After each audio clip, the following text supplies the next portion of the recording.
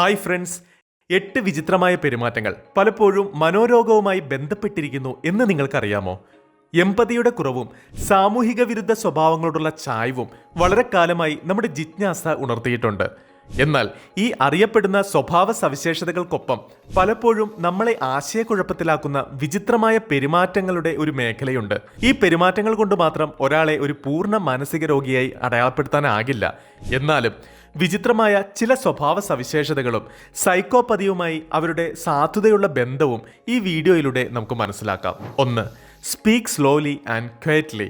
2 കാരണങ്ങൾ കൊണ്ട് സൈക്കോപാത്തുകൾ സാവധാനത്തിലും നിശബ്ദമായും സംസാരിക്കാറുണ്ട്. ഒന്നാമതായി, അവർക്ക് നിയന്ത്രണം നേടാനും കൂടുതൽ ശക്തരായി തോന്നാനുമുള്ള മാർഗമാണിത്. ഈ സമയം ആളുകൾ അവരെ ശ്രദ്ധയോടെ കേൾക്കുകയും പ്രധാനപ്പെട്ട എന്തെങ്കിലും സംഭവിക്കാൻ പോകുന്നത് പോലെ ഒരു പിരിമുറുക്കം അനുഭവപ്പെടുകയും ചെയ്യും. രണ്ടാമതായി, അവർ സംസാരിക്കുന്നത് കൃത്രിമത്വത്തിനുള്ള ഒരു തന്ത്രമാണ്. അവർക്ക് ആശയങ്ങളോ നിർദ്ദേശങ്ങളോ ആളുകളുടെ മനസ്സിൽ കൂടുതൽ എളുപ്പത്തിൽ എത്തിക്കാൻ കഴിയും. അത് മറ്റുള്ളവരെ അംഗീകരിക്കാനോ വിശ്വസിക്കാനോ ഉള്ള ഒരു മാർഗമാണ്. ഇത് സത്യമോ പ്രയോജനകരമോ അല്ലെങ്കിൽ പോലും അത് അവരുടെ മസ്തിഷ്കം എങ്ങനെ പ്രവർത്തിക്കുന്നു എന്നതിലെ വ്യത്യാസങ്ങളുമായി ബന്ധപ്പെട്ടിരിക്കാം. 2. Cause and effect thinking. വൈകാരിക സൂക്ഷ്മതകളോ ധാർമ്മിക പരിഗണനകളോ ഇല്ലാത്ത കർശനമായ കാരണപ്രഭാവ ചക്രത്തിന്റെ അടിസ്ഥാനത്തിലാണ് മാനസിക രോഗികൾ ജീവിതത്തെ മനസ്സിലാക്കുന്നത്. ഇത് തീരുമാനമെടുക്കാനുള്ള അവരുടെ കഴിവിനെയും ബാധിക്കും. അവർ വികാരങ്ങൾക്കും ആദർശങ്ങൾക്കും പകരം പ്രത്യക്ഷമായ വസ്തുതകളിലും ഫലങ്ങളിലുമാണ് ശ്രദ്ധ കേന്ദ്രീകരിക്കുന്നത്. ഈ സമീപനം തങ്ങളിലേക്കും മറ്റുള്ളവരിലേക്കും അവരുടെ പെരുമാറ്റത്തെ പ്രതികൂലമായി ബാധിക്കും. അർത്ഥവത്തായ ബന്ധങ്ങൾ കെട്ടിപ്പടുക്കുവാൻ അവർക്ക് കഴിയാതെ വരികയും ചുറ്റുമുള്ള നെഗറ്റീവ് ഫലങ്ങളിലേക്ക് പോകുകയും ചെയ്യും. 3.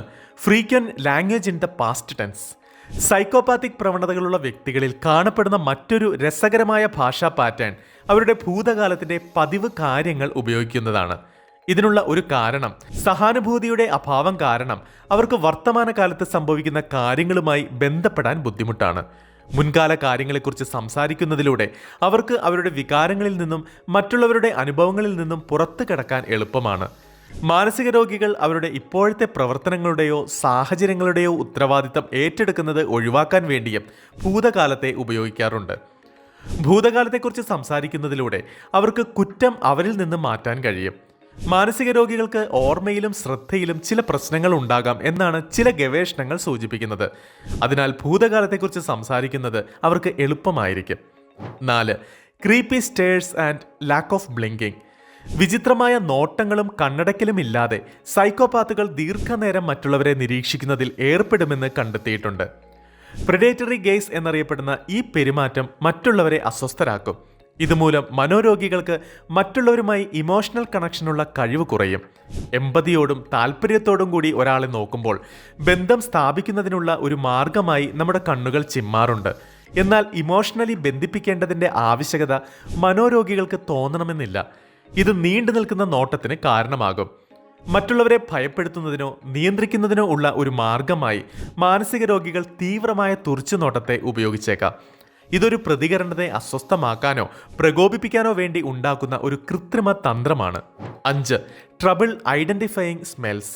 സൈക്കോപാത്തിക് പ്രവണതകളുള്ള ആളുകൾക്ക് മണം തിരിച്ചറിയാൻ പ്രയാസമാണ്. അവരുടെ മസ്തിഷ്കം, പ്രത്യേകിച്ച് ഓർബിറ്റൽ ഫ്രണ്ടൽ കോർട്ടെക്സ് എന്ന ഭാഗം നന്നായി പ്രവർത്തിക്കാത്തതാണ് ഇതിന് കാരണം. ഈ കണക്ഷൻ നിലനിൽക്കുന്നത് എന്തുകൊണ്ടാണെന്നും അത് എങ്ങനെ പ്രവർത്തിക്കുന്നുവെന്നും പൂർണ്ണമായി മനസ്സിലാക്കാൻ ഇനിയും ധാരാളം ഗവേഷണങ്ങൾ ആവശ്യമാണ്. പക്ഷേ ഇത് സൈക്കോപാത്തിക് പ്രവണതകളുള്ള വ്യക്തികളുടെ തലച്ചോറിലെ വ്യത്യാസങ്ങളെക്കുറിച്ച് കൂടുതൽ ഉൾക്കാഴ്ച നൽകുന്ന രസകരമായ ഒരു പഠന മേഖലയാണ്. 6. Poor response to yawns. അലറുന്നത് എങ്ങനെ പകർച്ചവ്യാധിയാകുമെന്ന് നിങ്ങൾക്കറിയാമോ? മനോരോഗികളെ സംബന്ധിച്ചിടത്തോളം അവർക്ക് അതിൽ നിന്ന് പ്രതിരോധശേഷി ഉള്ളതുപോലെയാണ്. മറ്റുള്ളവരുടെ വൈകാരികാവസ്ഥ മനസ്സിലാക്കാനും പങ്കിടാനുമുള്ള കഴിവ് അതിൽ ഉൾപ്പെട്ടിട്ടുണ്ട്. പകർച്ചവ്യാധി അലട്ടുമ്പോൾ സഹാനുഭൂതി പ്രധാന പങ്ക് വഹിക്കുന്നുണ്ട്.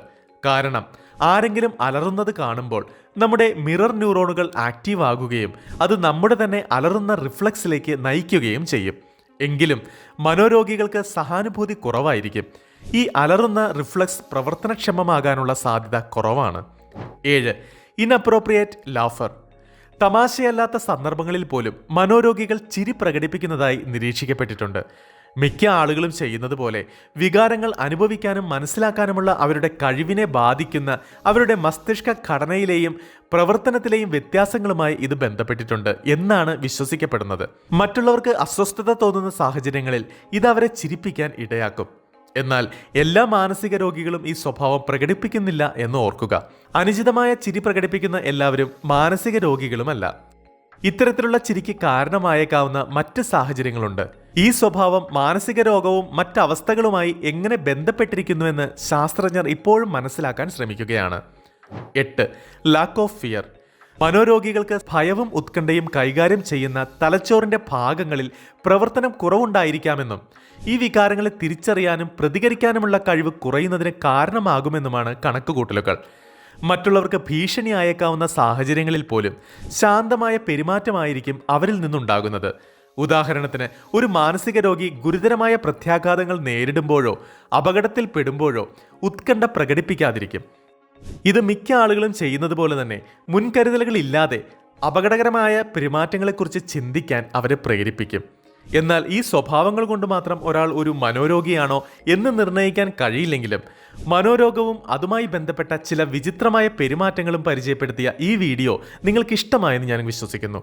ഈ വീഡിയോ ഇഷ്ടപ്പെട്ടാൽ ലൈക്ക് ചെയ്യുക, ഷെയർ ചെയ്യുക. ഇതുപോലുള്ള ഇൻട്രസ്റ്റിംഗ് ആയിട്ടുള്ള വീഡിയോകൾ കിട്ടുന്നതിനായി ഈ ചാനൽ സബ്സ്ക്രൈബ് ചെയ്യുകയും വേണം. പുതിയൊരു എപ്പിസോഡിൽ നമുക്ക് വീണ്ടും കണ്ടുമുട്ടാം. അതുവരേക്ക് ഗുഡ് ബൈ.